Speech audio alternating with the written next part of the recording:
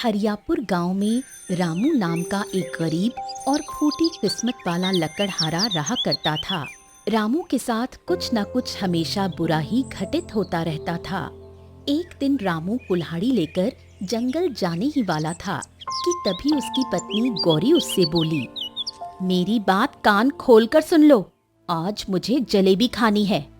अरे बकवास बंद कर गौरी, तुझे अच्छी तरह से पता है कि मैं बड़ी मुश्किल से ही 2 वक्त की रोटी जुटा पाता हूँ और तुझे जलेबी खाना है?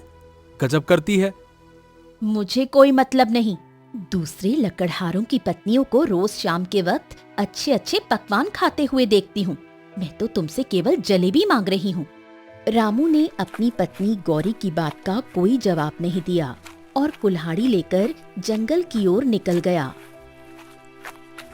सुबह से शाम तक रामू ने घने जंगल में मेहनत से लकड़ियां काटी।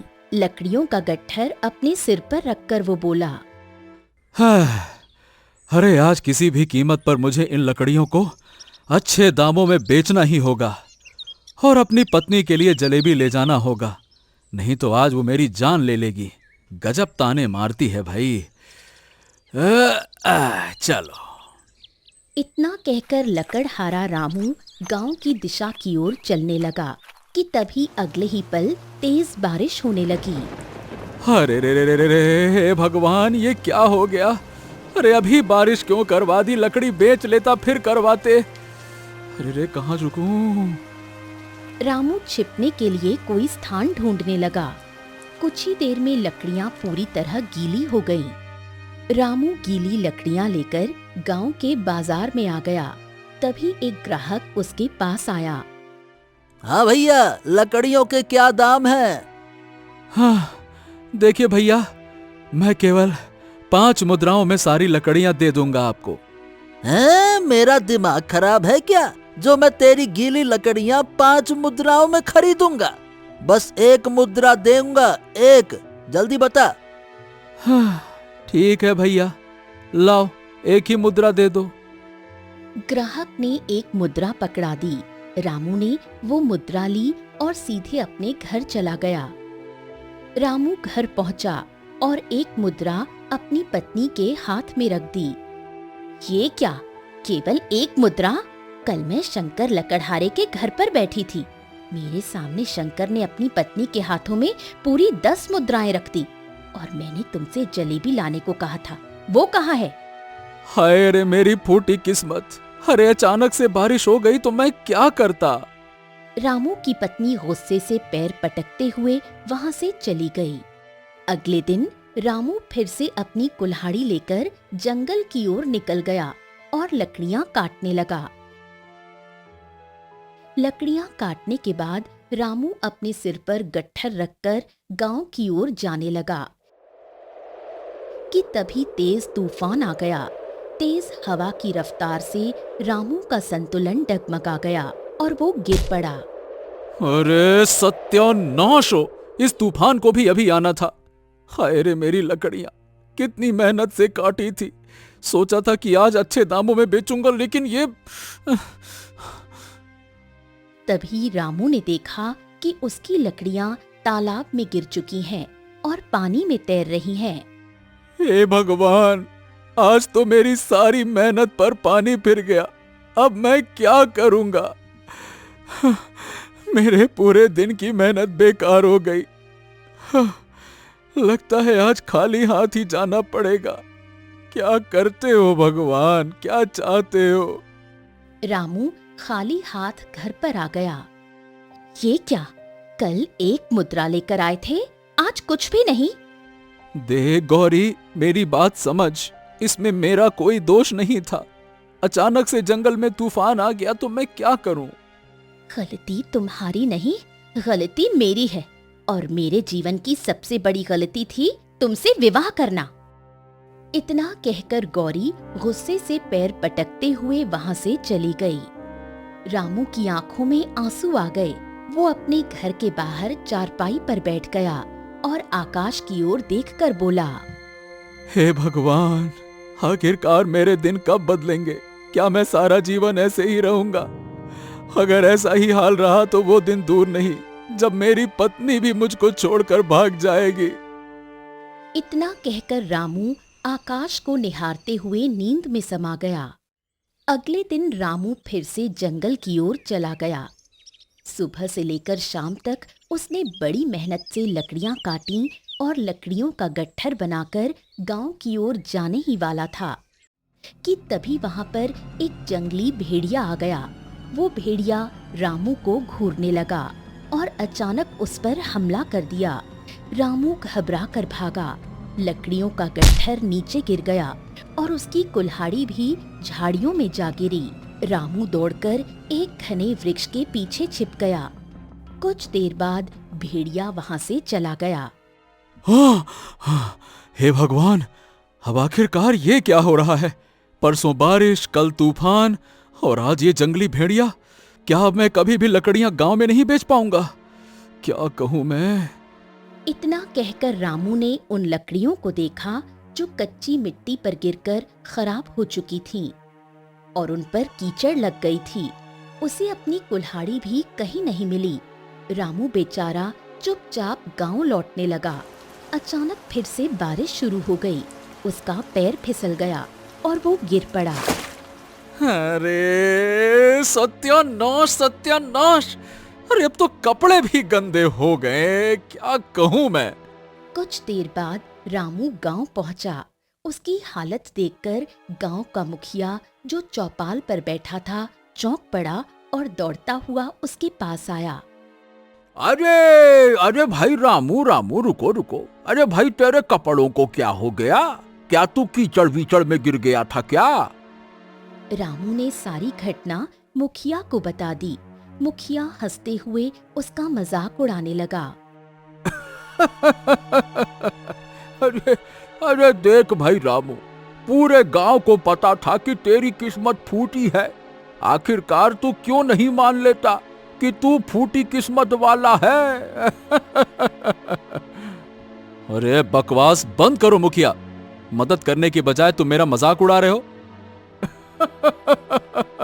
अरे अबे क्या मेरी मती मारी गई है जो मैं तेरी मदद करूंगा? नहीं भैया, फूटी किस्मत तू ही रख।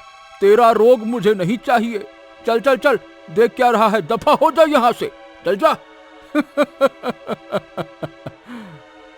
रामू चुपचाप अपने घर लौट आया। रामू की हालत देखकर गौरी चौंक गई। ये आपके कपड़ों को क्या हुआ और आपका चेहरा मिट्टी से क्यों सना हुआ है? रामू ने सारी घटना अपनी पत्नी गौरी को बता दी। किसी ज्योतिषी को अपना हाथ दिखाओ और पूछो कि आखिर तुम्हारी कुंडली में जो शनि बैठा है वो कब दूर होगा। किसी पंडित से दोष निवारण करवाओ, हवन करवाओ, पूजा करवाओ, कुछ भी करो, लेकिन घर पर कुछ धन तो लेकर आओ।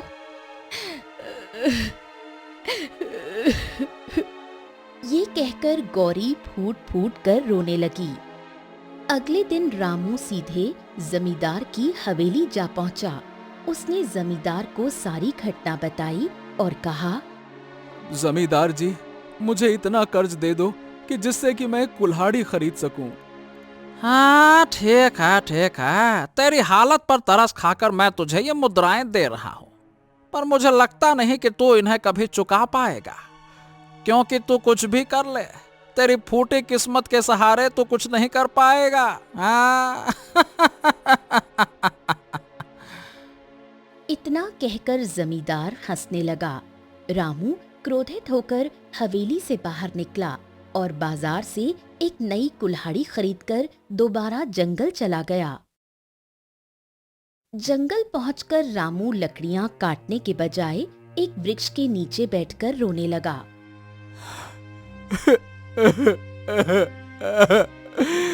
अरे अब तो सारा गांव मेरा मजाक उड़ाने लगा है।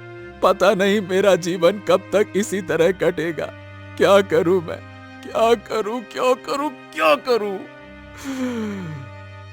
तभी रामू की नजर सामने एक साधु पर पड़ी। अरे जब भी जंगल में आता हूं तो इन्हें तपस्या में लीन ही देखता हूं। आज क्यों ना अपनी किस्मत के बारे में साधु महाराज से ही पूछूं। इतना कहकर रामू साधु के पास गया। साधु ने आंखें खोल ली और कहा, क्या हुआ पुत्र? तुम्हारे चेहरे पर चिंता की लकीरें झलक रही हैं। रामू ने तुरंत अपना हाथ आगे बढ़ा दिया। साधु महाराज, मेरे हाथ की रेखाएं देखिए ना। बताइए, मेरी कुंडली में जो दोष है वो कब समाप्त होगा? अब तो सारा गांव मेरा मजाक उड़ाने लगा है। इतना कहकर रामू ने सारी घटना साधु को बता दी। साधु गंभीरता से उसका हाथ देखकर बोला, तुम्हारे हाथ की रेखाएं तो बहुत भाग्यशाली हैं। तुम्हारी कुंडली में भविष्य में राजयोग लिखा है। तुम राजा बनोगे, राजा। ये सुनकर रामू चौंक गया और साधु को देखने लगा। फिर अचानक जोर से हंस पड़ा।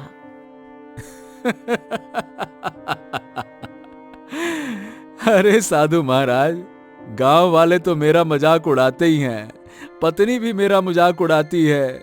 आप भी ना, आप भी मेरा मजाक ही उड़ाने लगे। ठीक है, यही दुनिया की रीत है।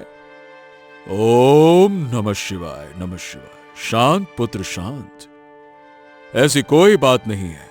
ना मैं किसी का मजाक उड़ाता हूं, ना किसी से मजाक करता हूं। जो देखा मैं वही बता रहा हूं। तुम्हारे हाथ की लकीरें यही बता रही हैं बेटा। अच्छा, राजयोग है, वो भी मेरे हाथ में? तो बताइए, थोड़ा समझाइए, थोड़ा इशारा दीजिए, जिससे मैं ये समझ सकूं कि एक मामूली सा लकड़हारा जिसके खाने तक के पैसे नहीं हैं, वो कैसे राजा बनेगा? बताइए। साधु रहस्यमयी अंदाज में मुस्कुराए और बोले, तुम्हारा मेरे पास आना ही इस बात का इशारा है कि नियति तुम्हें अब महल की ओर खींच रही है। यहां से दाहिनी दिशा में चले जाओ, वहां एक घना जंगल है। जो भी पहला प्राणी तुम्हें वहां दिखाई देगा, उसे अपने घर ले जाना। उसके बाद देखना, तुम्हारी किस्मत बदल जाएगी। इतना कहकर साधु ने अपनी आंखें बंद कर लीं। रामू गहरी सोच में डूब गया और चुपचाप उठकर लकड़ियां काटने चला गया। लकड़ियां काटते हुए अचानक रामू ने अपना हाथ रोक लिया। एक बार साधु महाराज की बात मानने में भला क्या ही हर्ज है, कर लेते हैं। साधु महाराज बड़ी ही गंभीरता से कह रहे थे, हो सकता है मेरी किस्मत में राजयोग लिखा हो। भाई, किस्मतें ऐसी ही तो बदलती हैं। चल रामू, किस्मत आजमाया जाए अब, चल। इतना कहकर रामू कुल्हाड़ी लेकर साधु की बताई हुई दिशा की ओर चल पड़ा। रामू अपनी धुन में जंगल की ओर बढ़ रहा था कि तभी उसकी नजर एक तालाब के किनारे खड़े हुए एक उदास गधे पर पड़ी। गधे को देखकर रामू बुरी तरह से चौंका और अपने आप से बोला, हैं? हे भगवान, ये तो एक गधा है। अरे अरे अरे अरे, मेरी मति मारी गई थी जो मैं तालाब की ओर देखने लगा। अब तो मुझे इस गधे को ही अपने घर ले जाना पड़ेगा। इतना बोलकर रामू गधे के पास चला गया। मैं क्या बोलूं?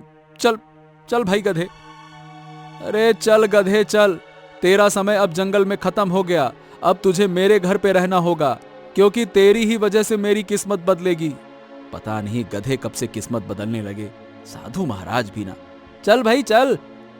गधा चुपचाप रामू के साथ चल पड़ा। थोड़ी देर बाद रामू अपने घर आ गया। गधे को देखकर रामू की पत्नी गौरी चौंक गई। ये गधा कहाँ से उठा लाया? क्या आप धोबी हो? रामू मुस्कुराते हुए गौरी को सारी घटना बताने लगा। ये सुनकर गौरी क्रोधित हो गई। हे भगवान, अब तो मुझे पूरी तरह से विश्वास हो गया है कि आपकी तकदीर कभी नहीं बदलने वाली। इस गधे को उठा लाए सिर्फ उस साधु की बात पर विश्वास करके।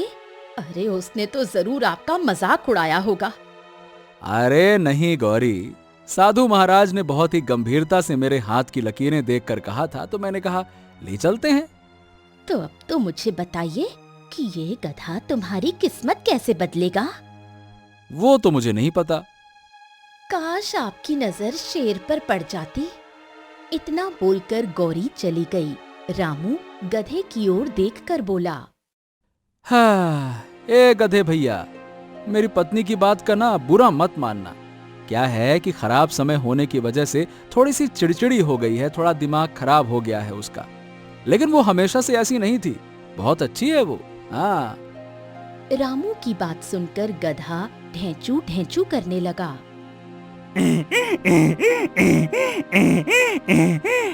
अरे अरे अरे, इतना जोर जोर से काहे ढेचुआ रहे हो? ऐसा लग रहा है जैसे मेरा एक एक शब्द समझ रहे हो। देखो भाई, घर से बाहर मत निकलना, यहीं रहना है ना। चलो सोया जाए। रामू ये कहकर सो गया। लेकिन आधी रात को अचानक गधा तेजी से भागता हुआ जमींदार के खेत में घुस गया और कुछ ही देर में उसकी सारी फसल खराब करने लगा। जमींदार का नौकर जो खेत में पहरा दे रहा था, गधे को देखकर चौंक गया और भागते हुए बोला, अरे तेरा सत्यानाश जाए गधे, तूने जमींदार की फसल की ऐसी की तैसी कर दी। अरे तेरी वजह से मुझे मार खानी पड़ेगी, क्योंकि रात की रखवाली की नौकरी तो मेरी ही थी ना। गधा कहीं का, चल भाग यहाँ से, भाग। लेकिन गधा दौड़ता हुआ चुपचाप रामू के घर की ओर भागा और उसके घर में घुस गया। अगले दिन जमींदार जब अपने खेत में आया तो उजड़ा हुआ खेत देखकर बुरी तरह से चौंक गया। गुस्से में उसने नौकर से कहा, अरे तो खेत की रखवाली तेरे जिम्मे थी ना, तो आखिरकार खेत में तेरे होते हुए जंगली जानवर कैसे घुसा, ये बता तू।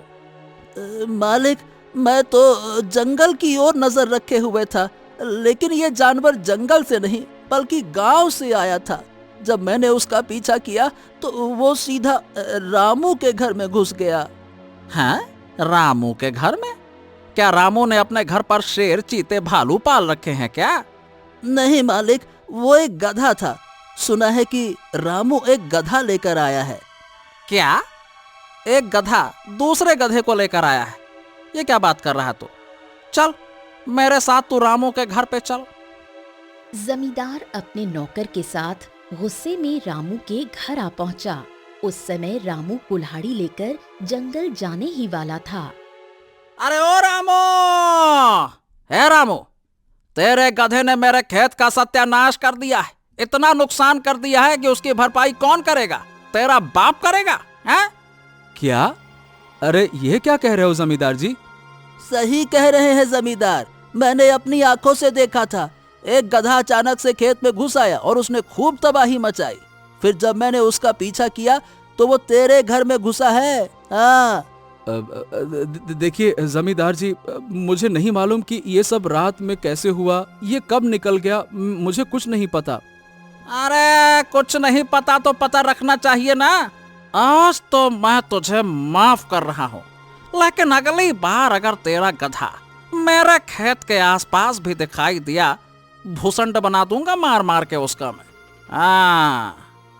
ये कहकर जमींदार अपने नौकर के साथ वहां से चला गया।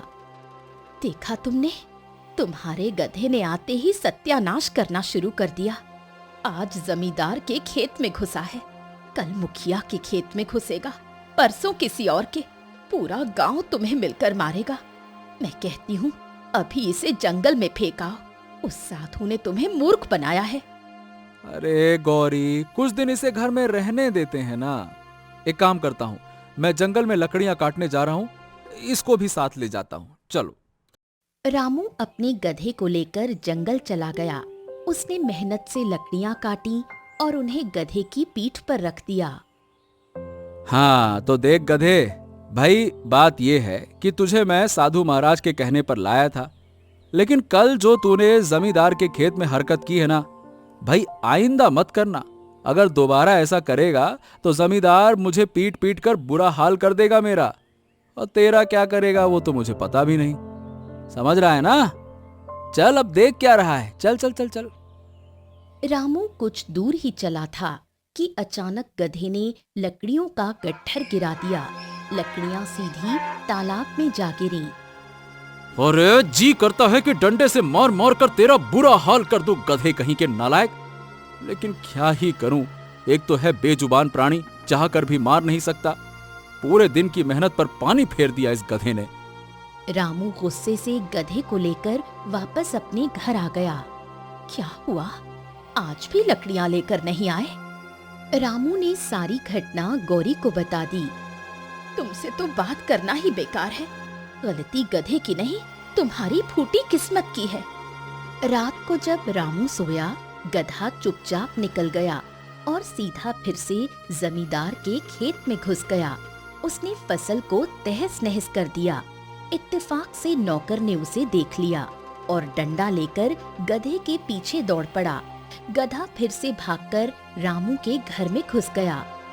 अगले दिन जमींदार गुस्से में अपने नौकर के साथ रामू के घर आ पहुंचा। उस समय रामू जंगल जाने की तैयारी कर रहा था। अरे ओ रामू, अरे तेरे गधे ने कल फिर से मेरी सारी की सारी फसल खराब कर दी। मैंने तुझे कहा था ना। जमींदार जी, देखिए मुझे क्षमा कर दीजिए, गलती हो गई।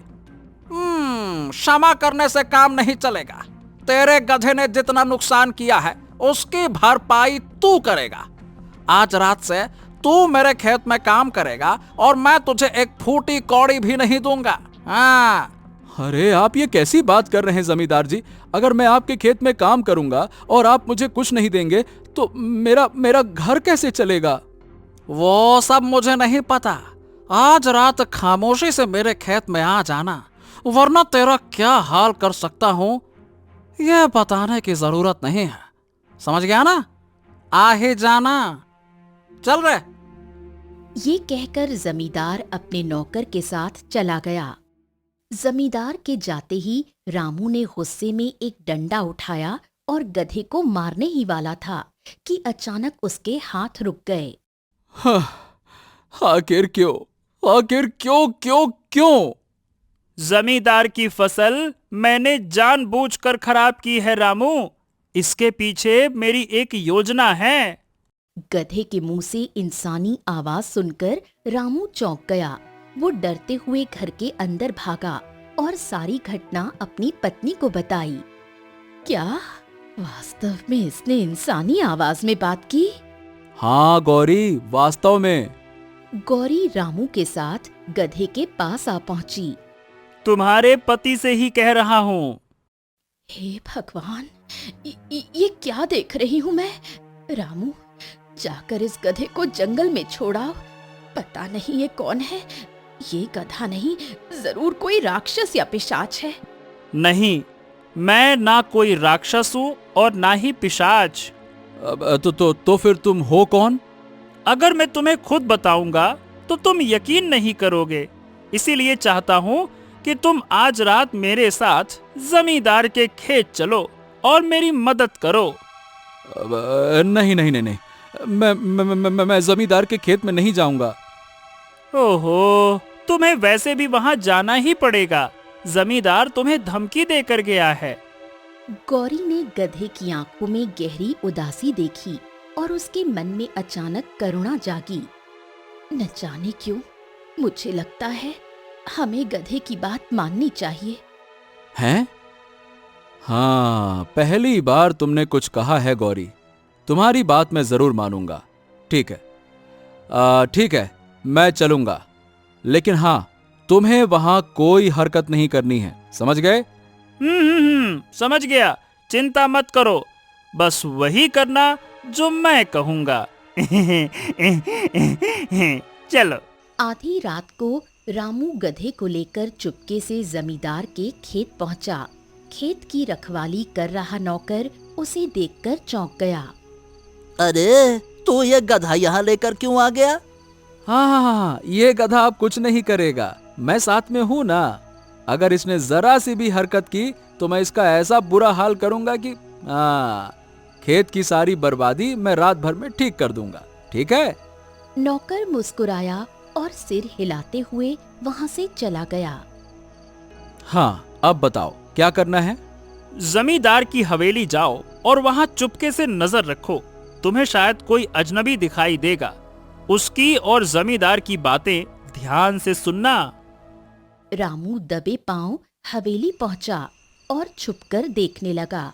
तभी एक नकाबपोश घुड़सवार हवेली में दाखिल हुआ। रामू चौंक गया और अंदर घुसकर सुनने लगा।